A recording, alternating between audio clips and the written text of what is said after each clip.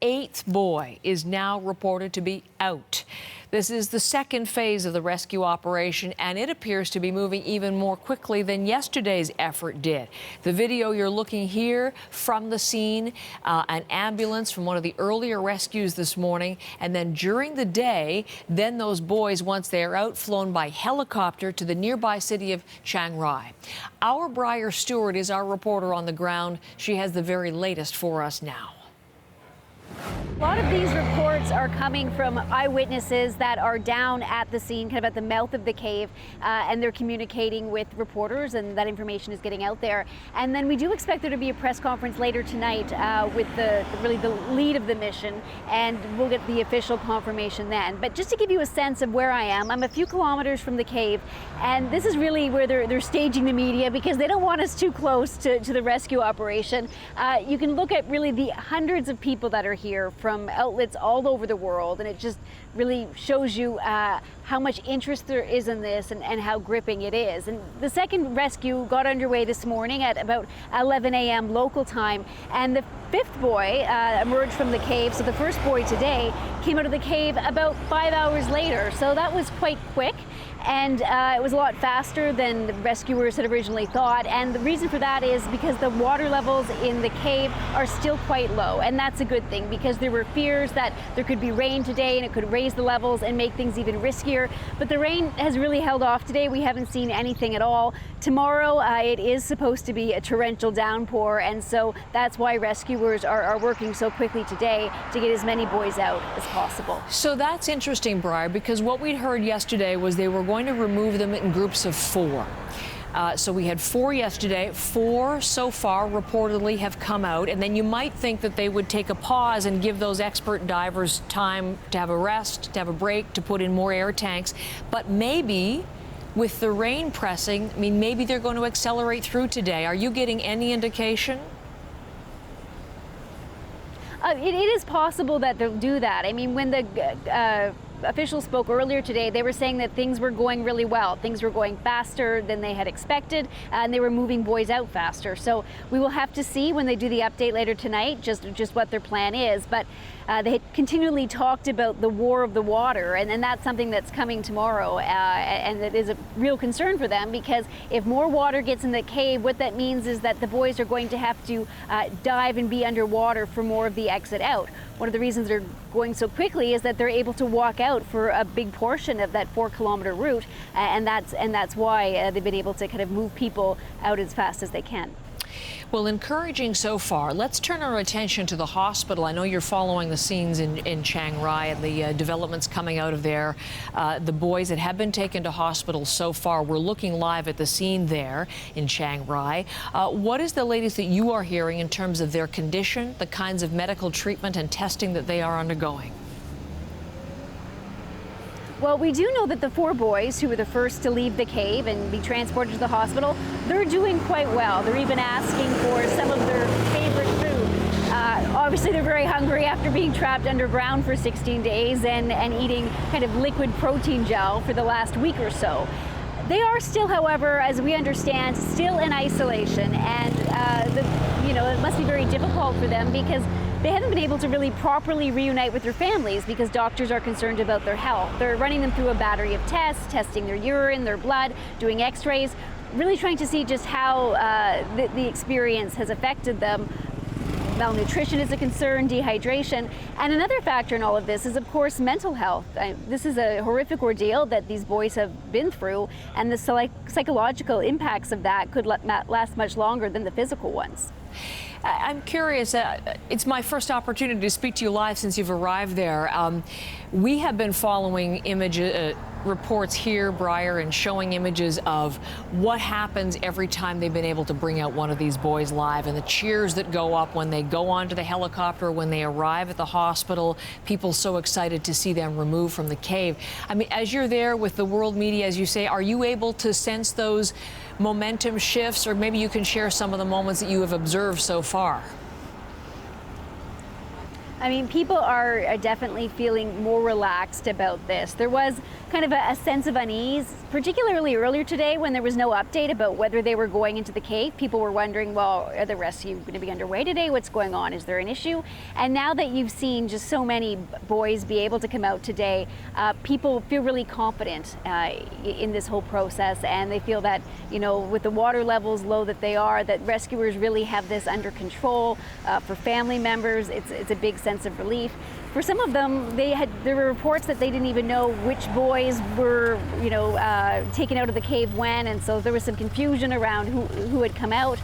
But for all the family members, they just feel really relieved, and you kind of feel it in the community too. People are very happy. There's so many volunteers, like dozens of volunteers that are here working with the rescue workers, helping the media out, and there is kind of this jovial mood because people are just so appreciative of how well things are going.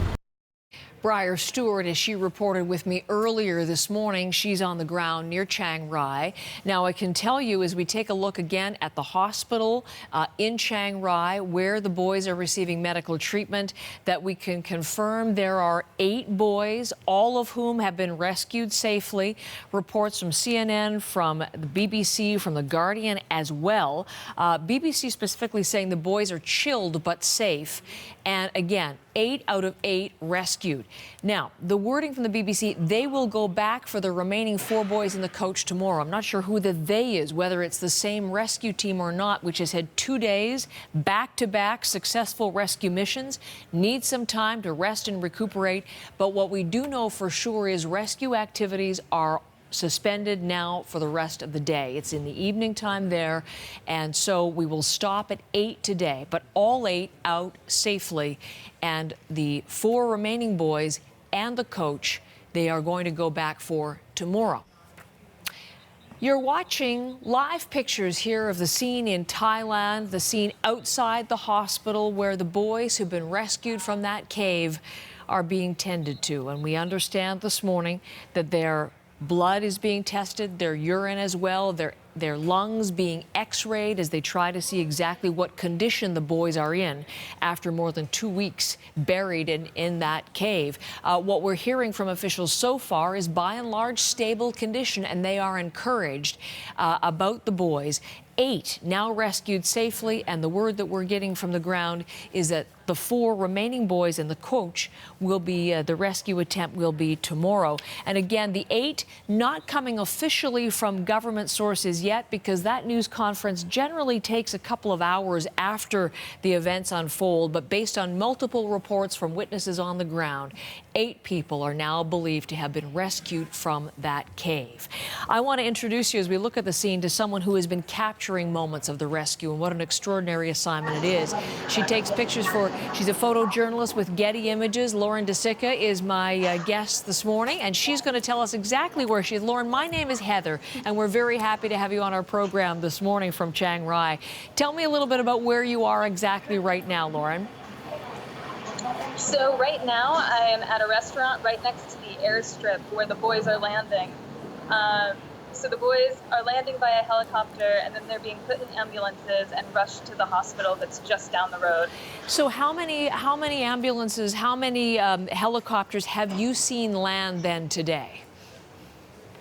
Today I have seen 1 land and then 2 last night that carried in the first boys. The one today had 2 boys in it, and 2 ambulances rushed out just a few minutes ago, actually.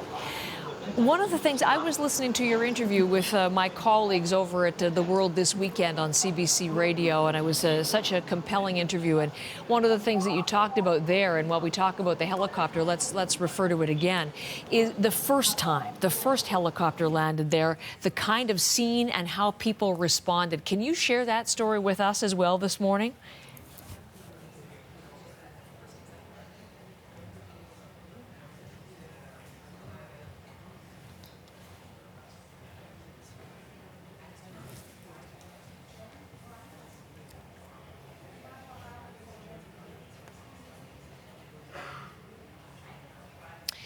So you're looking at some of Lauren's images there, and I just want to apologize. We may have Lauren back. Lauren, you just froze for a moment.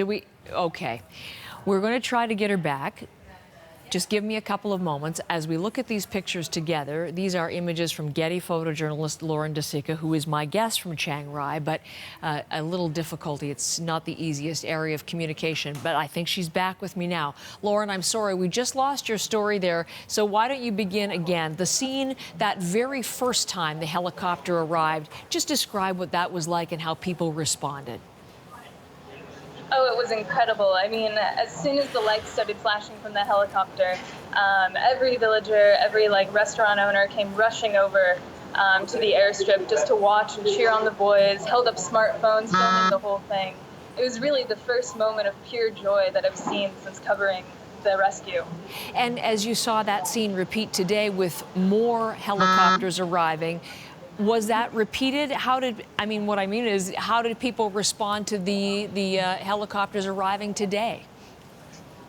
It was absolutely the same. I don't think the joy has lessened at all. And actually, the airstrip is right next to a public park. So a lot of people who are here on picnics with their family, with their own young kids, rushed over. Everyone was climbing on the jungle gym, looking out, trying to catch a glimpse of the helicopter landing and the boys being rushed to safety. Really interesting is some of the pictures from other sources that we've seen, people actually covering with these big white umbrellas the boys as they're taken into the hospital so that their identities don't become known. Have you seen that from your vantage point as well? Yes, so we're actually kept quite far from the boys. We're kept far from the helicopters and, of course, blocked off from the hospital. I don't expect any official reports until all of the boys are out of the cave. Okay. Someone obviously trying to talk to you, but keep talking to me if you would for a moment or two yet. I want to also show some more of your pictures and talk about the monks, because this is an aspect that we haven't addressed as much. But we have been hearing a little bit about monks who have been praying with the family members and actually going to the entrance of these caves, and you've captured these just extraordinary scenes. Tell me a little bit about this particular series of photos, Lauren. So it's been very nice to have the monks come in and actually meet with the family members. The family members are obviously very distraught and have been staying most nights at the cave site up until recently. So it's amazing that the monks are coming in, taking them as close to the cave as they can get to a shrine there. And of course, Buddhism is very, very important here in Thailand. So the fact that the families are able to pray right outside the site is incredible. Have you had any chance to see, we just talked about how they're sheltering the boys as they arrive. Have you had any chance to see family members at the hospital? No, so not yet. Similarly to the boys, the family members are also being kept away from the media. Of course, they don't want to get bombarded. And I don't know if they've actually had access to the boys yet. No, there were conflicting opinions whether they actually had been able to see them. It sounds like they haven't been able to touch them or hug their sons yet, but maybe they haven't even had a chance to see them yet. What about in terms of shifting atmosphere or shifting mood? For more than 2 weeks, the world on tenterhooks, people upset, very, very worried about these boys, and now 8 have been rescued. What can you tell us about how the mood has lightened or changed as you've been covering the story, Lauren? So again, it's been absolutely amazing. When I got here, tensions were very high. I don't think I saw anyone really smile for the first few days that I was here. And of course, after yesterday's rescue mission, we were led to believe that the first boy would emerge from the cave around 9 p.m. And of course, he came out much earlier, before 6 p.m. So as soon as we saw that the rescue operations were going well and faster than expected, moods just skyrocketed here. That seems likely to continue tomorrow. Now with 8 out safely and last four boys and their coach tomorrow, fingers crossed. Lauren, you've taken some beautiful images. Thank you for sharing them with us, and thank you for telling us the stories behind them. Now you go answer that other call, okay? I will, all right. Thanks very much. Lauren DeSica, who is with Getty Images in one of their photojournalists documenting the extraordinary story in Thailand this morning.